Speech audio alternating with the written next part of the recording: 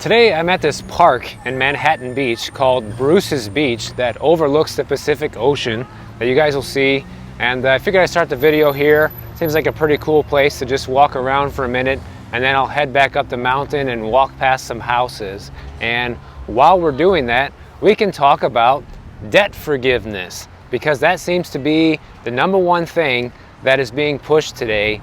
And I think you guys already know where I'm going with this, and that is there's another update on the student loan forgiveness, because ever since the Supreme Court shot down the Biden loan forgiveness program, there has been news stories almost on a weekly basis talking about what's going to come next with this. And that's what I want to cover here, because not only does this affect all of us, but it particularly affects around 800,000 borrowers that have about $39 billion in federal student loan debt. And as a result, Biden recently announced just on Friday this week that they're going to perform a one-time bailout for these 800,000 borrowers. And this applies to people that have been paying on a student loan now for the last 20 to 25 years, okay? So what they're doing is they're saying that, hey, if you've been paying on a student loan for the past 20 to 25 years and you're still not out of this, we're going to give you a one-time forgiveness, and bang, you're out of student loan debt. Now, this is still small fries compared to how many people actually have student loan debt. It's not like this is going to have a huge effect and wipe out everyone's student loan debt. That's not what this is. So that story I told a while ago about the guy that's been paying on his student loan for the past 40 years, this is going to help people like him basically be done with this and no more student loan payments. But anybody who's recently gotten into student loan debt, this doesn't really apply to you. So like I said, this is not a widespread loan forgiveness like he was trying to do with everybody, but it applies to people who've been paying on student loans for the longest, essentially.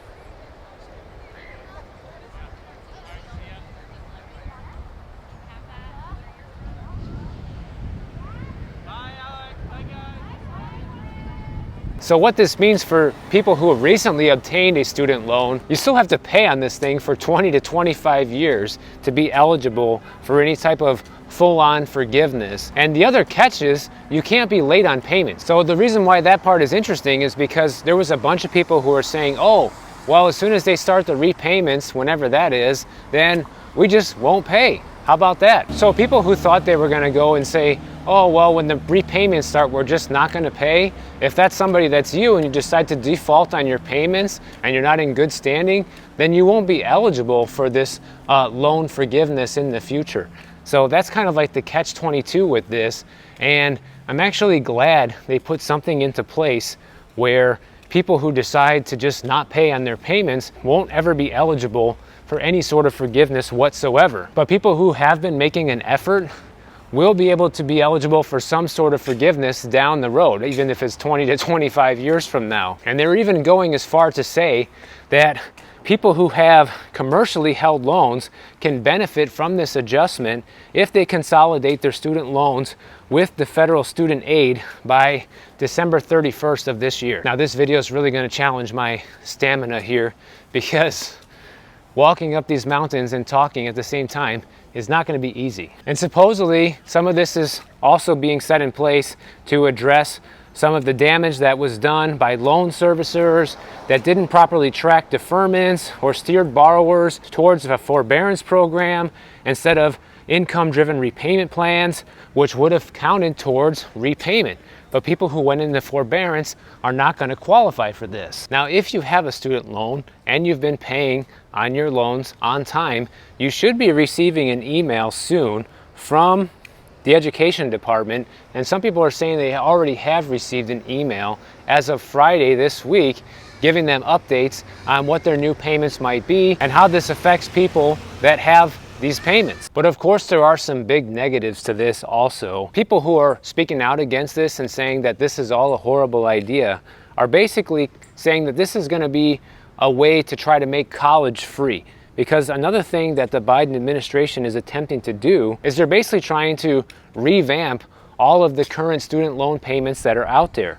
And what they're trying to do is they're making it so that interest will not pile up as long as borrowers are making payments. So essentially anybody who has a student loan right now and is making a payment, supposedly you're not going to be accruing any more interest. And don't quote me on that, guys. The thing is, there's so many news stories coming out about this, and it seems like so many things changing on a weekly basis. I don't even know what to believe anymore or what is the most recent update, but that's what they're saying. If you're making payments right now, you won't be accruing any more interest. And supposedly there's going to be millions of people that have a payment right now that will get their payments reduced to zero. And as little as 10 years from now, any remaining debt that people who have a zero payment right now will also be wiped away.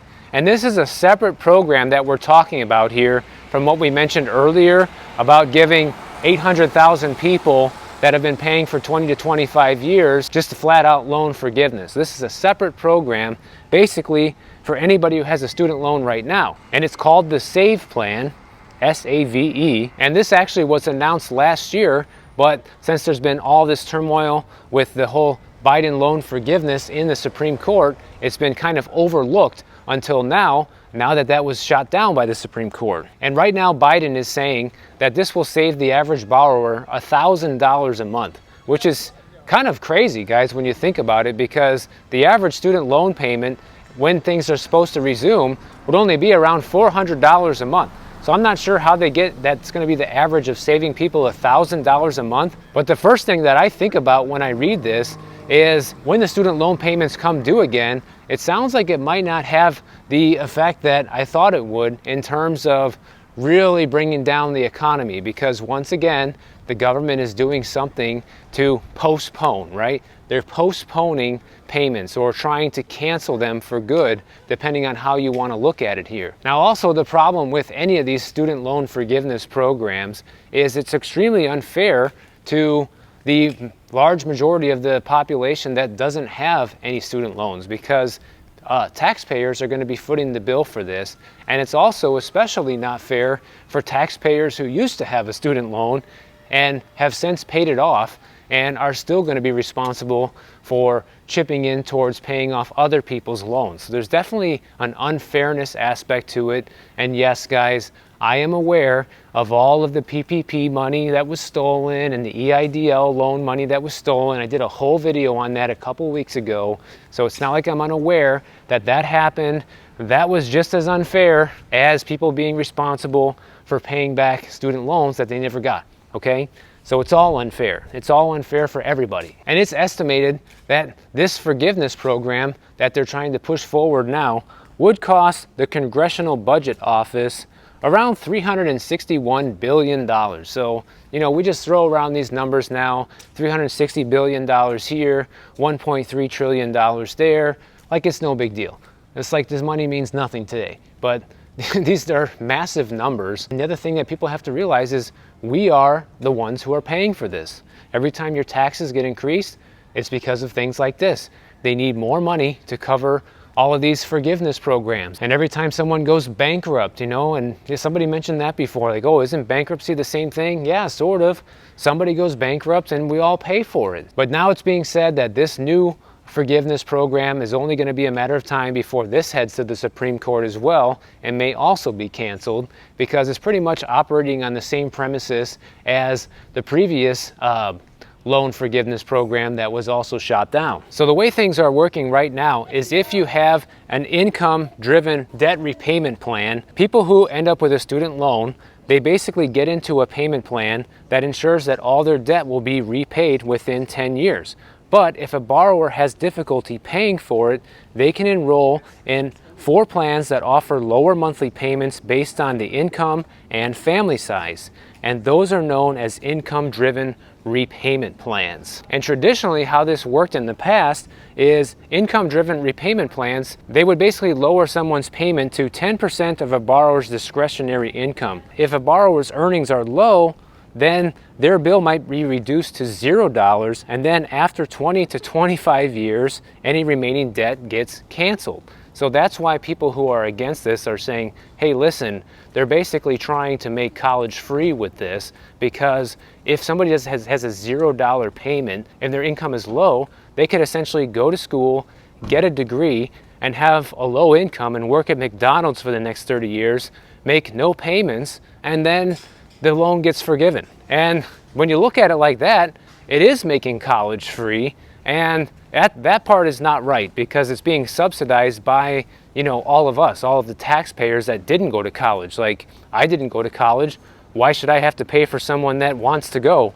And more importantly, is not even making enough money to contribute to society, because if your income is that low that you can't even afford to repay your loan, then obviously the degree that you got was worthless. And don't get me wrong, the colleges are just as much to blame here too. These colleges are criminal in the sense that they grossly overcharge for tuition. They get students involved into these loans that they know they'll never be able to repay, and they're the ones that walk away with all of the money, regardless of who pays for it. So the changes that are being proposed right now is that if someone earns less than 225% of the federal poverty line, which is currently $32,800 a year for a single person, they're essentially eligible for making $0 monthly payments on their student loans. Another change that's being proposed, they want to prevent interest from snowballing. As long as borrowers are making their monthly payments, their overall balance won't increase. Once they cover their adjusted monthly payment, even if it's $0 a month, which means you're not even making a payment, then any remaining interest will be waived. So I don't know, what do you guys think about this? Do you think this is a good thing that they're trying to do this? Maybe it's not even going to work out, just like the previous loan forgiveness plan that they proposed, but it sounds like they're trying to do anything and everything they can, obviously, to get reelected. That's obviously what any politician wants to happen, right? And the other thing they're trying to do is live up to their promise of making sure that they're helping borrowers who have student loan debt and trying to get them out of it. So I don't know what makes that so special, because everybody's loaded with all kinds of debt these days. And I realize that student loan debt is the worst debt to have because you cannot discharge it in a bankruptcy. But the fact is, guys, when you sign up to make a payment on something, you said you were going to repay it. And now that people are crying that they can't, it's a problem. But yet everyone has money to go out and pay for vacations and spend money on Airbnbs and brand new watches and get $1,000 a month car payments and buy the new iPhone every year. So that's like my beef with this, because you can see how people live. And I know it's not everyone who's doing that. I know some people are very responsible and they're just not having a good time right now trying to make their payments. And there's always going to be people who are legitimately in need of this, but you're also going to have a large amount of people who are going to take advantage of a program like this that really don't need it. Now, another thing they're trying to do with this is any student loan borrower that has $12,000 or less in student loans, after 10 years of making payments, you have to be making on-time payments, whatever's left over after those 10 years will automatically be discharged. So say you still owe $4,000 after 10 years, that's supposed to get wiped out after 10 years of making payments on time. And every $1,000 in addition that you owe to the $12,000, add an extra year to that. Say you borrow $24,000, right? That would extend you to not getting forgiveness until after 20 years, okay? Because you basically doubled the amount that you borrowed from $12,000 to $24,000. So apparently the reason why they want to give these 800,000 borrowers who have been paying on the loans for the past 20 to 25 years is because for people like that, there has been no sort of student loan forgiveness program in place like the one we just covered. So essentially what they're saying to those people is you've been paying long enough and you're just going to be off the hook from now on. So I don't know how I feel about that. On the one hand, I think it makes sense, because if you've been paying on a loan for that long and you've actually been making payments on time, but you're just not out of the debt, then there's a good chance you might never get out of it. Just like the guy I referenced at the beginning of this video, we talked about him a few weeks back, who's been paying on a student loan balance for the past 40 years, and his balance has actually gone up, not down. So I do think from that point of view it's fair, because if you got somebody that's been paying on time for 40 years on a student loan and they're still not out of it and their balance is higher than when they started off, that's insane. And that type of debt probably should be canceled, because it's a debt that that person will probably never be able to get out of. But on the other hand, it's not fair because we're all paying for it. So, you know, it's just one of those things that damned if you do and damned if you don't. there's no good answer to any of this stuff. And just another thing that shows just how much trouble the United States is in right now financially with everything that they're doing. So apparently, here are the pros and cons of all of this. Supporters of this say that simplifies repayment options and offers relief to millions of borrowers, and also the ballooning student loan debt is like a negative and disincentivizes people from going to college and taking out loans because it seems to be too expensive and they don't want to go down that path, which is actually probably pretty smart. But people who are against it are saying it's an unfair perk for those who don't need it. It passes a heavy cost to taxpayers who already repaid student loans or didn't even go to college, kind of like I mentioned earlier. And people who are against this also are saying that this will incentivize college tuition to go even higher because they know student loans will get canceled later on. So they can pretty much charge whatever they want, and the banks, the borrowers, or the taxpayers, you and me, are essentially going to be the ones on the hook and holding the bag. Meanwhile, people get all this free education, okay? And that's the part of it that I'm certainly against. And we know that's how things work because we can look at what happened when they passed the Inflation Reduction Act. As soon as they did that and they gave the tax credit for all the electric vehicles, what happened? All the electric vehicle prices spiked by the exact amount of the tax credit. I mean, as long as the car was eligible for the tax credit. So all that tells you is as soon as the government subsidizes something, immediately it's going to become more expensive. That's the reality. So really the next thing is, will this go through? Is this something that's going to be challenged by the Supreme Court? Is any of this even going to work out?